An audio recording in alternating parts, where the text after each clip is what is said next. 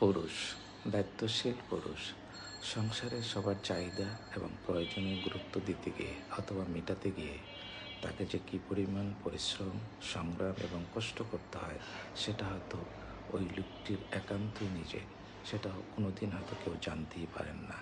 অথবা সবাই প্রয়োজন মেটাতে গিয়ে তার নিজের প্রয়োজনীয়তাই সে ভুলে যান, বা সেই স্কোপটুকু তার হাতে থাকে না।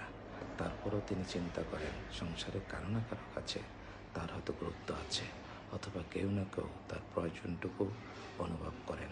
কিন্তু যখন তিনি বুঝতে পারেন যে আসলে তিনি একজন গুরুত্বহীন, সবাই প্রয়োজন মেটানোর জন্যই তার শুধু গুরুত্ব, তখন ওই পুরুষটি নিজে থেকে পালিয়ে বেড়ায়। তার বুকের ভিতর যে রক্তক্ষরণ বা হাহাকার, তিনি কাউকে সেটা বুঝতে দেন না। কারণ সবাইকে ভালো রাখা, সবার মুখে হাসি ফোটানো তার যে দায়িত্ব, সে যে মানুষ, সে যে পুরুষ।